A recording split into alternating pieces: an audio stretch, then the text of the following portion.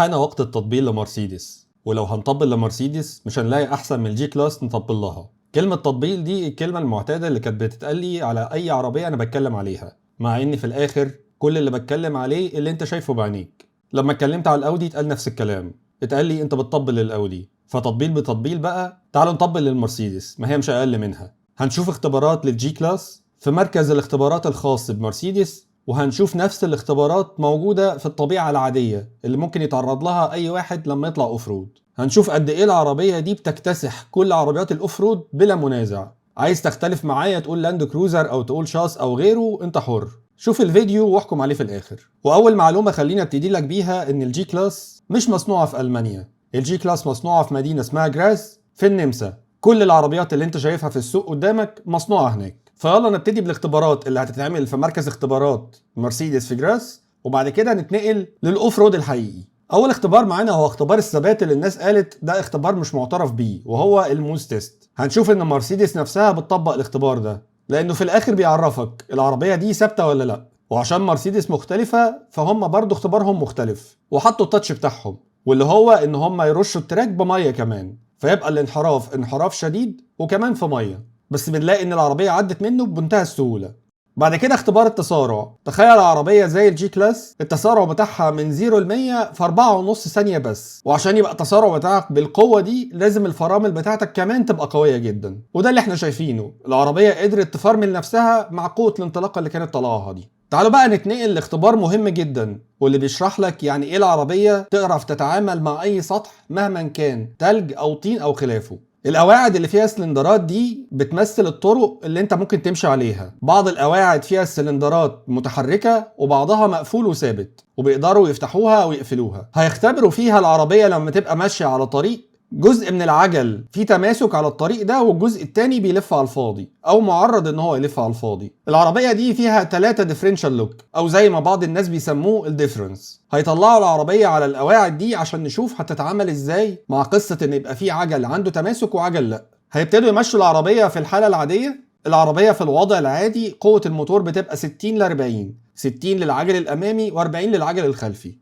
اول ديفرنشال لوك موجود الديفرنشال لوك الوسطي، وده بيخلي قوة العجل 50 50. في الحالة دي عندنا عجلتين بيلفوا على الفاضي، العجلة الخلفية من ناحية السواق والعجلة الامامية من على اليمين. في الوضع ده العربية ما تقدرش تطلع من الغرزة اللي ممكن تكون موجودة فيها. لما بيشغل الدفلوك التاني القوة بتبقى متوزعة على العجل الخلفي بالتساوي، ومفيش عجلة هتلف على الفاضي، فالعجلتين لازم يتحركوا مع بعض. في الحالة دي العربية تقدر تطلع لقدام. دلوقتي هو خلى الجزء اللي على اليمين كمان من ورا السلندرات بتاعته بتلف على الفاضي. في الحالة دي مع ان الديفرنشال الخلفي معمول له لوك، بس برضه العربية مش قادرة تطلع لقدام، لان العجلة القداماني العجلة اليمين فيه بتلف على الفاضي. فانت كده عندك 3 عجلات بيلفوا على الفاضي. هيشغل بقى الديفرنشال رقم 3، وفي الحالة دي العربية هتقدر تطلع. ده بقى الجزء الخاص بالتكنولوجيا والخاص بالحساسات اللي الناس بتبعد عنه. عشان كده الجي كلاس مش عربية قوية بس، لا هي عربية قوية وكمان متطورة جدا.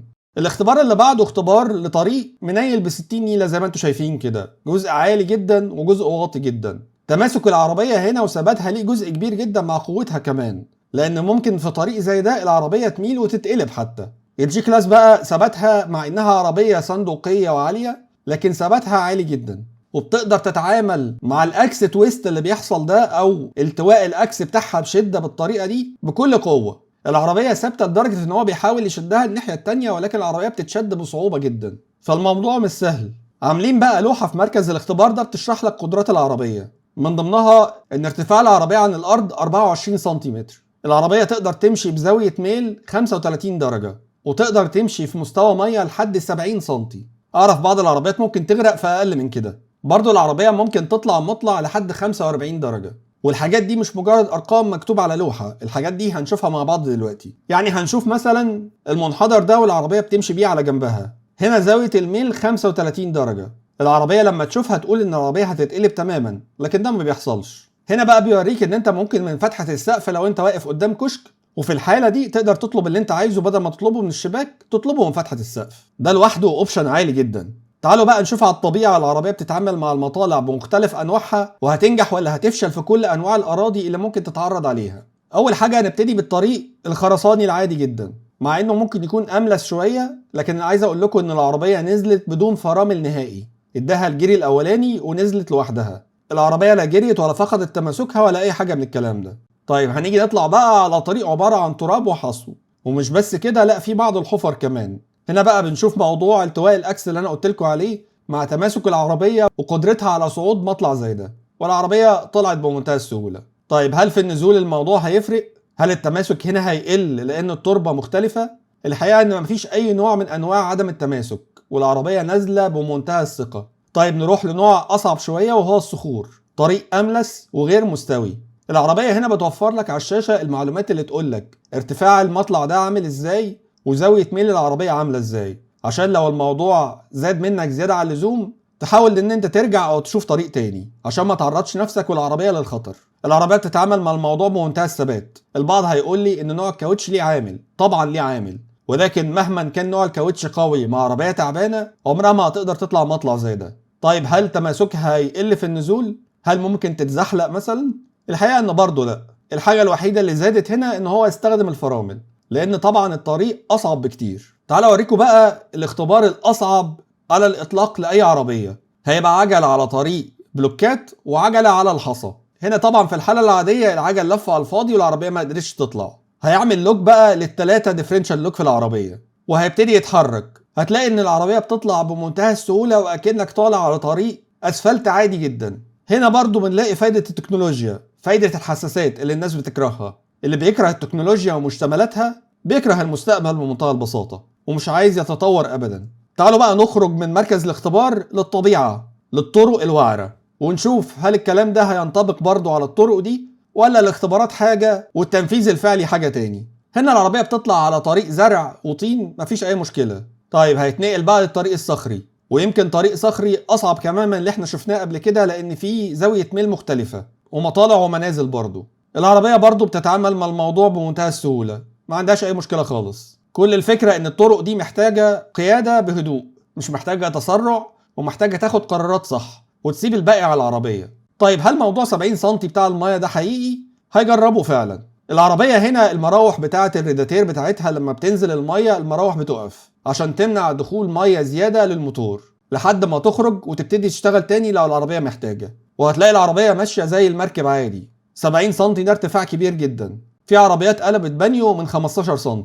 طب الاختبار اللي احنا شفنا فيه توازن العربية ده في مركز الاختبارات، تعالوا بقى نشوفه على الطبيعة. تقريبا نفس الوضع بنفس المشاكل، مع اختلاف ان هنا التربة بقى حصى وتراب والعجل اصلا كمان مبلول، لكن الحقيقة النتيجة ما اختلفتش. العربية اللحظة بتحسسك ان هي هتتقلب بس ما بتتقلبش، مجرد بتستعيد توازنها وتكمل تمشي تاني. درجة الالتواء اللي موجودة في اكس العجلة ده درجة صعبة جدا، ولو العربية زي ما الناس بتقول عربية بتبوظ بسرعة ما كانتش هتتحمل الحاجات دي كلها. نخش بقى على الطريق المايل. الطريق اللي فات كان طريق اسمنتي، تماسك العربية فيه افضل بكتير. هنا بقى بنشوف على طريق طيني، من الناحية دي ومن الناحية دي العربية تماسكها ممتاز، وانت سايق لو بصيت على يمينك بتلاقي نفسك باصص على الارض وكأن العربية اتقلبت بيك بالفعل، لكن ده مش حقيقي. العربية بهندلة بسيطة للسواقة بتقدر تعديك من الطرق دي. مش لازم تبقى سواق محترف، بس لازم يبقى معاك فلوس كتير عشان تقدر تشتريها. من الاخر العربية دي وحش يقهر كل انواع الطرق، طينية، رملية، مائية، جليدية، اللي انت عايزه. وده مش اول اختبار انا اعرضه ليها، انا عرضت ليها اختبارات كتير قبل كده وعمرها ما خذلت اللي بيسوقها في اي اختبار. طيب كل ده ما انبهرتش بيه وحاسس ان العربية لسه امكانياتها لا ترقى لتطلعاتك وان انت عايز عربية تمشي بيها على الحيط؟ بسيطة خالص، شخشخ جيبك شوية وخد لك جي كلاس 6x6. دي بقى عربية تأكل الاخضر واليابس، العربية اللي يتقال عليها وحش بجد. ما افتكرش ان في طريق او مكان ممكن يصعب عليها اجتيازه. العربية قوية بشكل مخيف يخليك تعتقد ان سواقتها خطر او صعبة، لكن الحقيقة غير كده. واللي انت شايفه ده مجرد استعراض بسيط جدا لامكانياتها، اللي من ضمنها ان هم يخلوها تتسلق الجبل الصخري ده وكأنها ماشية على طريق اسفلتي مستوي. العربية لا بتقف ولا بترجع لورا ولا عجلها بيلف على الفاضي ولا اي من المشاكل اللي ممكن تقابل اي عربية تاني. بعد كل الاختبارات اللي احنا شفناها دي سواء في الفيديو ده او في الفيديوهات اللي انا عرضتها قبل كده، اقدر اقول لكم ان عربيات قليلة جدا واعتقد انها تبقى من كواترو هي اللي تقدر تهزم الجي كلاس. وهنا بتكلم على العربيات اللي فيها فخامة وتكنولوجيا، مش عربيات الربع نقل المخصصة للنقل فقط. الجي كلاس عربية بتديك افضل ما في العالمين، ان انت تقدر تستخدمها في المدينة كعربية فخمة وشيك، وتقدر تستخدمها في الاوف رود كعربية تعدي بيها اي صعوبة ممكن تقابلك. وعشان كده بقول لكم عربيات قليلة قوي اللي تقدر تنافسها في الحتة دي. لو بعد اللي انت شفته وسمعته ده لو لسه شايف ان انا كنت بطبل للجي كلاس في الفيديو ده، فاعرف ان بي ام دبليو هي اللي منعتك.